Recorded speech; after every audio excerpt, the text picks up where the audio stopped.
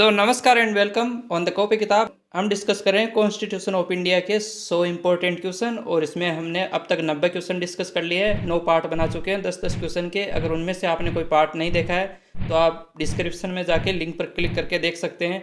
आज हम last part discuss करने वाले हैं 10 क्वेश्चन और उसके बाद 100 क्वेश्चन कंप्लीट हो जाएंगे। इसके बाद हम नेक्स्ट सीरीज डिस्कस करने वाले हैं। तो आज के लिए शुरू करते हैं। सबसे पहले पहला क्वेश्चन, जीएसटी परिषद का उल्लेख किस अनुच्छेद में किया गया है? तो जीएसटी, सबसे पहले जीएसटी की फुल फॉर्म क्या होती है? तो जीएसटी की फुल फॉर्म होती है गुड्स एंड सर्विस टैक्स, जो कि 2016 में एक विधेयक आया था और 2017 की जुलाई में ये लागू हो गया था। ये अनुच्छेद 246 के तहत जीएसटी का कानून आया था और इसी में 279A के तहत जीएसटी काउंसिल का गठन किया गया था, जिसका अध्यक्ष होता है भारत का वित्त मंत्री। अभी के लिए भारत के वित्त मंत्री है निर्मला सीतारमण जी। तो जीएसटी काउंसिल, जीएसटी परिषद का उल्लेख 279A के तहत है, जबकि जीएसटी का कानून आया 246 के तहत। तो ये कन्फ्यूजन रहता है कि जीएसटी कानून और जीएसटी परिषद ये कौन से अनुच्छेद में है। तो 279A के तहत जीएसटी काउंसिल है और 246 में यह जीएसटी का कानून भारत सरकार के द्वारा बनाया गया है। इसी में हम देख लेते हैं अनुच्छेद 300A। इसमें क्या है? संपत्ति का अधिकार है, जो कि 44वें संविधान संशोधन के द्वारा 1978 में 32 नंबर के अनुच्छेद से हटा के 300A में डाल दिया गया है। अगर किसी अनुच्छेद के आगे कैपिटल में ABCD कुछ भी लिखा हुआ है, उसका मतलब वो संविधान संशोधन करके जोड़ा गया है। और 263 नंबर के अनुच्छेद में है ये राष्ट्रपति के द्वारा अंतर्राज्यीय परिषद इंटर स्टेट काउंसिल का गठन किया जाता है, जिसका अध्यक्ष होता है प्रधानमंत्री। ये 263 के तहत किया जाता है। नेक्स्ट क्वेश्चन है अपना, ली कमीशन की सिफारिश पर किस संस्था की स्थापना की गई थी? तो 1924 में ली कमीशन जिसने सिफारिश दी थी अपनी, और 1926 में उसी सिफारिश के आधार पर एक बहुत ही इम्पोर्टेंट इंस्टीट्यूट है उसकी स्थापना की गई थी। वो है यूनियन पब्लिक सर्विस कमीशन यानी यूपीएससी। इसकी स्थापना 1926 में ली कमीशन की सिफारिश के आधार पर की गई थी और अभी इसके अध्यक्ष हैं मनोज सोनी। आरबीआई की स्थापना यंग हिल्टन कमीशन की सिफारिश के आधार पर 1935 के अप्रैल में की गई थी और इसके पहले अध्यक्ष बनाए गए थे ओस्बोर्न स्मिथ। इसके पहले भारतीय अध्यक्ष थे सीडी देशमुख, जो कि स्वतंत्र भारत में बने थे, और आरबीआई का 1949 में राष्ट्रीयकरण कर दिया गया था। आरबीआई के अभी अध्यक्ष है शक्तिकांत दास, ये गवर्नर कहलाते हैं आरबीआई के। और नाबार्ड की स्थापना शिवरमन समिति की सिफारिश के आधार पर 1982 में की गई थी। और सेबी, जिसकी स्थापना 1988 में की गई थी और इसका अधिनियम आया था 1992 में, stock exchange board of India. इसमें सेबी की अध्यक्ष अभी है माधवीपुरी बुद्ध, जो कि भारत में सेबी की पहली महिला अध्यक्ष भी है। और नाबार्ड के अभी अध्यक्ष है केवी साजी। तो ये 4 इंपॉर्टेंट इंस्टीट्यूट है भारत के, जिसके अध्यक्ष और उनकी स्थापना के संबंध में सारे फैक्ट क्लियर हो गए हैं। नेक्स्ट क्वेश्चन है, चुनाव आयोग इलेक्शन कमीशन के पहले अध्यक्ष कौन थे? यानी CEC, chief election commission of India कौन थे? तो ये सबसे पहले जब 1950 में इसका गठन हुआ था तो ये थे सुकुमार सेन। अभी जो मुख्य चुनाव आयुक्त है भारत के, वो है राजीव कुमार। इन्होंने ही भारत के 18वीं लोकसभा के चुनाव संपन्न करवाए हैं। तो भारत के चुनाव आयोग के पहले अध्यक्ष यानी आयुक्त कौन थे? तो ये सुकुमार सेन थे। और अभी करंटली ये है राजीव कुमार, जिन्होंने 18वीं लोकसभा के चुनाव संपन्न करवाए हैं। पहले ये केवल एक आयुक्त का ही प्रावधान था, बाद में इसके 2 अन्य आयुक्तों की भी नियुक्ति की जाने लगी है। सीडी देशमुख आरबीआई के पहले भारतीय गवर्नर थे। और हीरालाल जेकानिया सुप्रीम कोर्ट के पहले चीफ जस्टिस ऑफ इंडिया, ये हीरालाल जेकानिया थे। और टीएन सेशन भी चीफ इलेक्शन कमीशन रह चुके हैं। नेक्स्ट क्वेश्चन है अपना, सुप्रीम कोर्ट और हाई कोर्ट की भाषा का उल्लेख किस अनुच्छेद में किया गया है? तो सुप्रीम कोर्ट और हाई कोर्ट की भाषा का उल्लेख 348 नंबर के अनुच्छेद में किया गया है। सबसे पहले ये हुआ क्वेश्चन का आंसर। अब भाषा से संबंधित जो कि संविधान में भाग 17 है वो भाषा से संबंधित है। इसमें 343 से लेकर 351 नंबर का अनुच्छेद है। इसमें भाषा के बारे में वर्णन किया गया है कि कितनी अनुसूचित भाषाएं होगी, सुप्रीम कोर्ट की, हाई कोर्ट की कौन सी होगी, केंद्र की कौन सी होगी, स्टेट की कौन सी होगी। इसमें 348 के तहत सुप्रीम कोर्ट और हाई कोर्ट की भाषा के बारे में बताया गया है, जो कि अंग्रेजी है। नेक्स्ट क्वेश्चन है अपना, कौन सा मौलिक अधिकार आपातकाल में भी निलंबित नहीं किया जा सकता? कौन से 2 मौलिक अधिकार है जो आपातकाल में भी इन पर प्रभाव नहीं पड़ता है? तो मौलिक अधिकार सबसे पहले मौलिक अधिकार लिए गए हैं यूएसए से, अमेरिका के संविधान से ये अपनाए गए हैं। और भारत के संविधान के भाग 3 में अनुच्छेद 12 से 35 के बीच में मौलिक अधिकारों का वर्णन किया गया है। 6 प्रकार के मौलिक अधिकार है। पहले 7 हुआ करते थे मूल संविधान में। 44वां संविधान संशोधन 1978 के द्वारा अनुच्छेद 32 संपत्ति का अधिकार हटा के उसको विधिक अधिकार बना के 300A में डाल दिया गया है। अभी के लिए 6 मौलिक अधिकार है। इनमें से अगर राष्ट्रीय आपातकाल जो कि भाग 18 में है 352 से 360 के बीच में, 352 के तहत अगर राष्ट्रपति शासन लगता है तो उसमें मौलिक अधिकारों को सीमित किया जा सकता है। परंतु इनमें भी 2 अधिकार ऐसे हैं, 2 मौलिक अधिकार ऐसे हैं जिनको छुआ नहीं जा सकता, वो बहाल ही रहेंगे।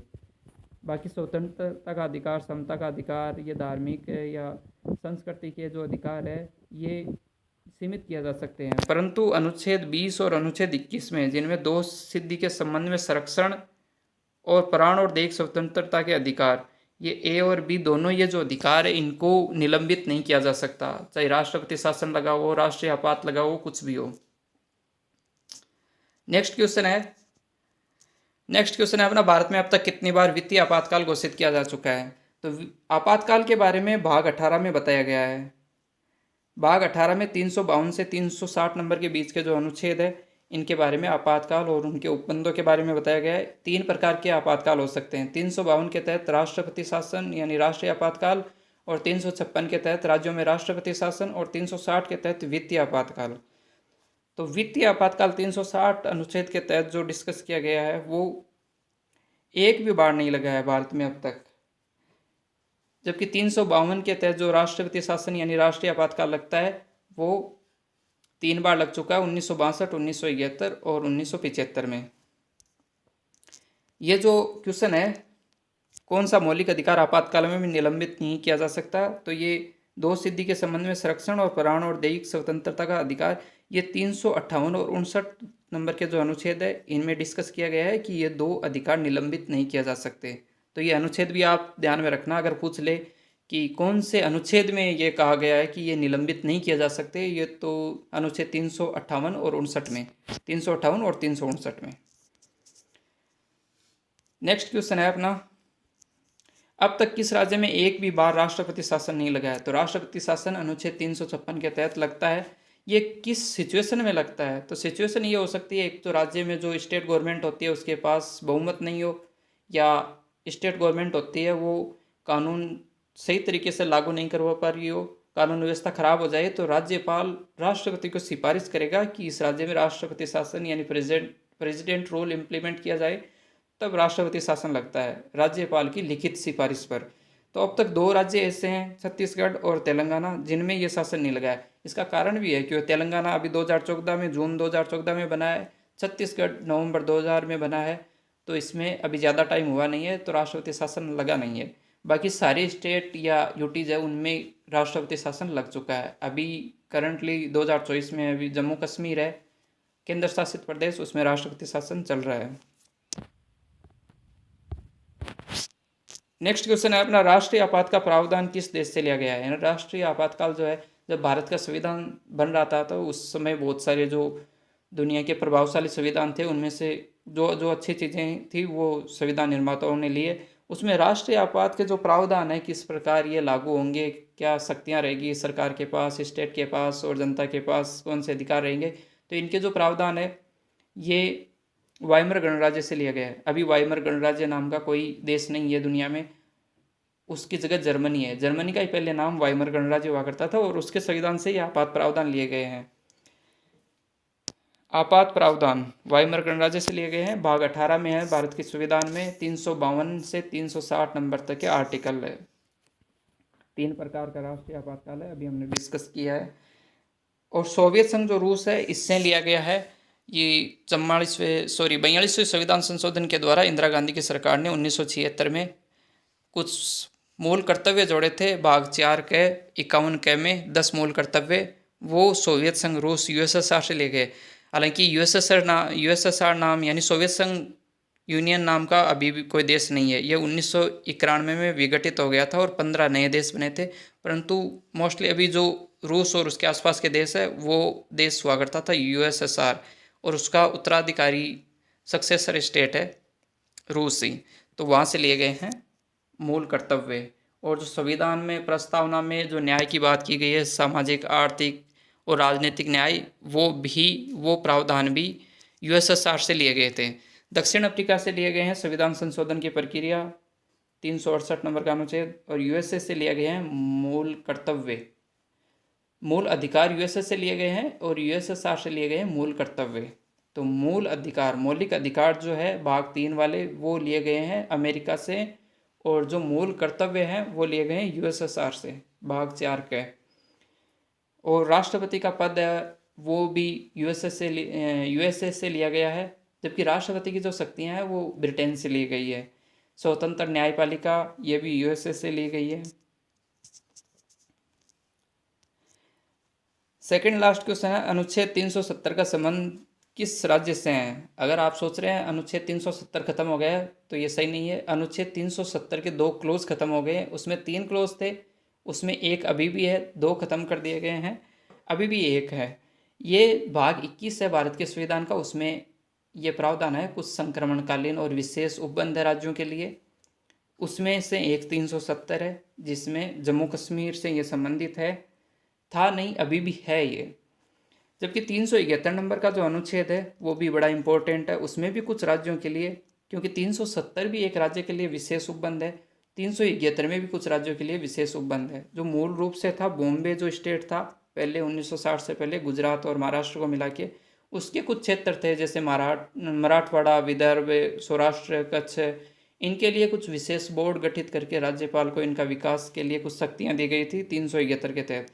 बाद में 371 में ए जोड़ के, यानी 371 ए जोड़ के 13वें संविधान संशोधन के द्वारा 1960-61 में नागालैंड को भी इसमें शामिल कर लिया गया 371 ए में। 371 बी में असम को शामिल किया गया है, और 371 डी ई में आंध्र प्रदेश और तेलंगाना के लिए प्रावधान है। इसी में अरुणाचल प्रदेश के लिए, सिक्किम के लिए, मिजोरम, मणिपुर के लिए भी इसी में प्रावधान है। यहाँ ये विशेष स्टेट है क्योंकि यहाँ जनजातियाँ, यहाँ के कल्चर, यहाँ के रिचुअल्स है, इनको प्रोटेक्ट करने के लिए इनके आदिवासी जो काउंसिल्स है उनको कुछ अधिकार दिए गए हैं 371 के तहत। लास्ट क्वेश्चन है, संविधान संशोधन का प्रावधान किस देश से लिया गया? तो अभी हमने डिस्कस किया है, संविधान संशोधन की जो प्रक्रिया है वो दक्षिण अफ्रीका से अपनाई गई है। भाग है 20 और अनुच्छेद है 368, संविधान संशोधन की प्रक्रिया जो कि दक्षिण अफ्रीका के संविधान से ली गई है, और सोवियत संघ से मूल कर्तव्य, और यूएसए यानी अमेरिका से मौलिक अधिकार लिए गए हैं। वाइमर गणराज्य से आपात उपबंध लिए गए हैं। जापान से विधि द्वारा स्थापित प्रक्रिया की जो परिभाषा है ये जापान से ली गई है। आयरलैंड से लिए गए हैं नीति निर्देशक तत्व है जो कि भाग 4 में है, अनुच्छेद 36 से 51 तक। और भी बहुत सारे देशों से अलग अलग प्रावधान लिए गए हैं, ऑस्ट्रेलिया से, कनाडा से, ब्रिटेन से, बहुत सारे। उसको हम एक अलग वीडियो बना के नेक्स्ट वीडियो में डिस्कस करने वाले हैं। तो आज के लिए इतना ही। इस सीरीज़ में हमने 100 क्वेश्चन डिस्कस कर लिए हैं, 10-10 क्वेश्चन के 10 पार्ट बना के। अगर आपने इनमें से कोई पार्ट नहीं देखा है तो मैं डिस्क्रिप्शन में लिंक पिन कर दूंगा, वहाँ से जाके आप देख सकते हैं। और कैसा लगा ये भी आप बताइए। अगर आपको अच्छा लगा तो वीडियो को लाइक करें, शेयर करें और चैनल को सब्सक्राइब ज़रूर करें, ताकि ऐसी इन्फॉर्मेटिव वीडियो बनाने के लिए हमें मोटिवेशन मिले और आपको नोटिफिकेशन मिल जाए ताकि आप देख सकते हैं नेक्स्ट वीडियो। Thank you.